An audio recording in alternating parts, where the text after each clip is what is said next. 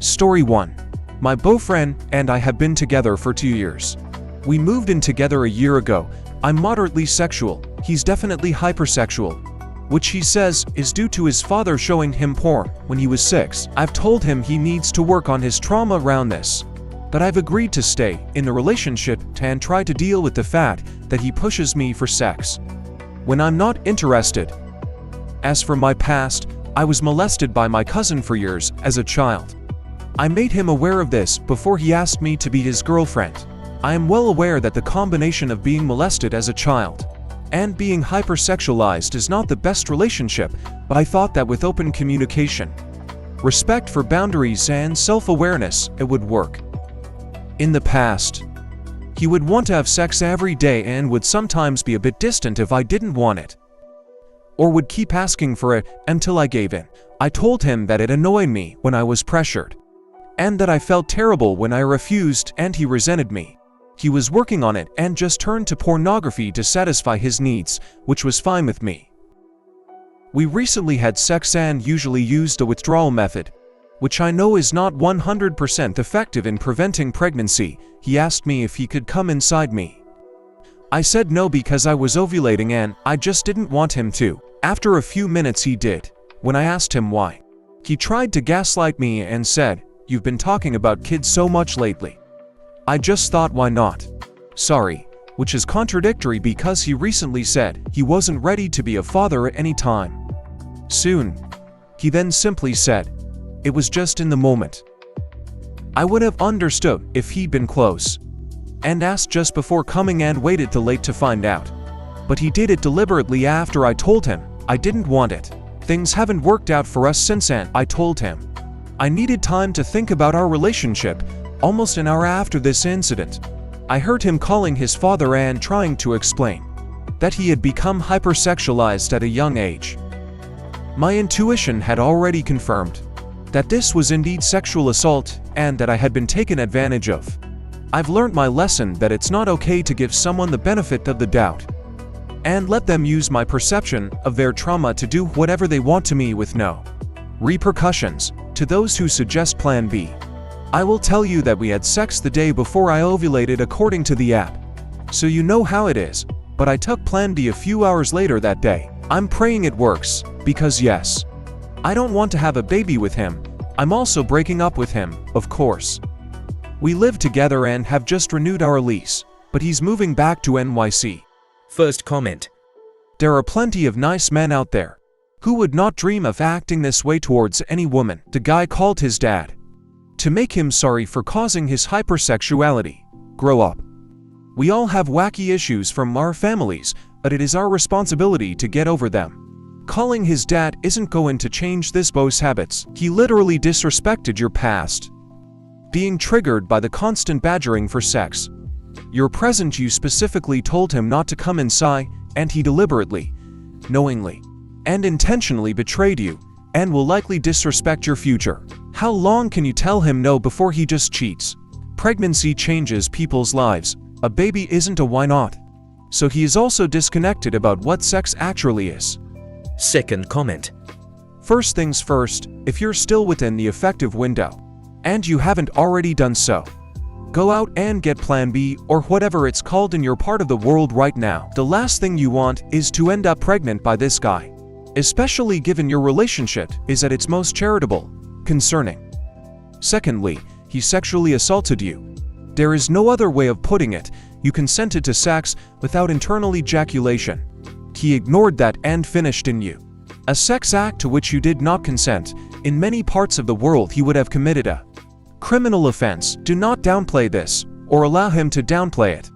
Ask yourself how you'd react if a friend asked you for advice. So I told my boyfriend not to do really intimate and serious thing, and he went ahead and did it a few minutes later anyway. What should I do? Or worse, ask yourself how you'd react if your daughter told you her boyfriend had done that. It also sounds like this is by far not the first time he's pushed the boundaries of consent with you, pressuring you to have sex more regularly than you would like, and then go in all silent treatment if you refuse is not the basis of a healthy relationship. You really owe it to yourself to get out of this relationship ASAP. Third comment. There is no research indicating there is even a correlative link between early exposure to pornographic images and an increased sex drive. No reputable psychologist or therapist would tell your BF anything of the sort.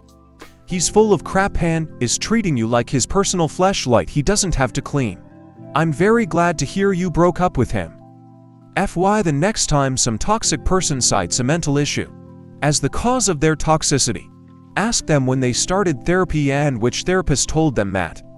Then follow up by asking what steps they are taking to heal or deal with that issue. Story 2. How much is too little sex? To 8M, 28F. I feel like a pig even complaining about this, but I want to talk about it.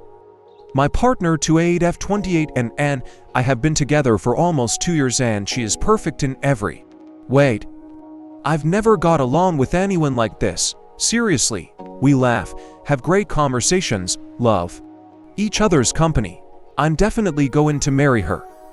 The only thing we don't agree on is sex, on average. We have sex 3 times a month, and there are times we have sex once or twice a week.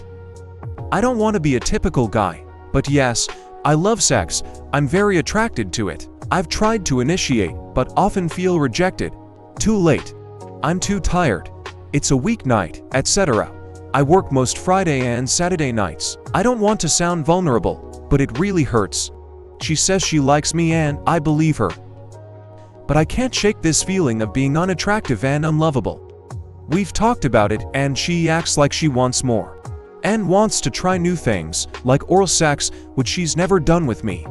But I really don't see her doing anything about it, even though she doesn't agree. When we talked about sex, she said it takes too long and seems kind of routine. We do foreplay for a while, but I'm no hero in bed. It's all said and done within 10 minutes, she said. Instead of sex we could do handjobs. We discussed it. She said she would do it twice a week in November. This month we had sex once, maybe twice, and no handjobs. I brought it up and she kind of brushed it off and said she forgot about it. I don't know. If I'm attracted to someone and they want to have sex, I'm going to be horny and remember that, right? Again, I don't want to sound petty, but it hurt me to hear that. I thought we were taking steps to improve this aspect of our relationship, but it doesn't seem to mean much. Although she is defensive, I just feel that she doesn't really enjoy sex. She says a couple of times a month is enough for her. I said that's the end of our conversation, because I'm not going to grovel and force her to do something she doesn't want to do. She replied that no, you have needs too. But I get a kick out of her wanting to do it just to please me, or feeling like she's being forced to do it. I have basically stopped initiating sex for the same reasons. It feels wrong or forced. I used to be quite a sexual person, but now I don't feel appreciated or understood. And it's very hard to be rejected by a loved one over and over again. I used to think that if you were attracted to someone and enjoyed having sex with them, it would be fun and easy. I really thought it would work, and there would be a honeymoon period where we couldn't get away from each other. But there's nothing like that. No flirting, no sexual tension. It's just crazy because I've never been so attracted to anyone before. It's the most constant sex we have. And although I know it's not okay to compare, I hate seeing stories online about people our age having sex multiple times a day. Or stories about married couples saying they're not satisfied with having sex a couple of times a week or a month. Do we really look like an older couple? I really don't want to be the couple who get married and never have sex again. But with our current trajectory, seems almost obvious. I've come to the realization that if I want to keep this happy relationship, I'm going to have to stop being a sexual person. I have to say that she is sometimes uncomfortable with sex. I'm sure I'm always very patient, and if something doesn't suit us, we shouldn't go on. I thought that having a sexual partner might be a trigger for a medical evaluation to get to the bottom of the problem, but after a few initial sessions, the issue was never raised again. Hormones aside, and the fact that my love language is physical touch, I just want to be wanted in the way that I want her to be wanted and to feel attractive. I'm very insecure and I opened up and said that because I thought it would help her to help me feel that way. But that's the situation we're in. Outside of the bedroom we have an incredibly loving mutual respect. and get on incredibly well. I cook, clean, help out, have a date night once a month, etc. We both do. First comment. She is not you. You have to remember that. I think that she is being honest. She is happy with having sex only a couple of times a month. If you are expecting a miracle change in her desire, I hate to tell you, odds are it will not get better. And if you have kids, I would expect that her desire will nearly disappear. How do I know this, you ask? My first wife's desire sounded very similar your GF. Sex was fairly low before we got married, and drifted to once a month afterwards when we had kids. Desire and sex disappeared. It never came back. Keep that in mind. And don't fall for the sunken cost fallacy of relationships. Yes, you have spent some time in the relationship and invested in it. But are you going to get the return on that investment that you want, or are you going to continue in the hopes that things will change? Second comment. Sexual compatibility, or lack of it, is a significant part of every marriage. You can't build a firm relationship foundation if you are not sexually compatible, because your desire and unfulfilled needs will always loom in the background while she's distracted with other concerns. You already feel guilty and you've not done anything wrong.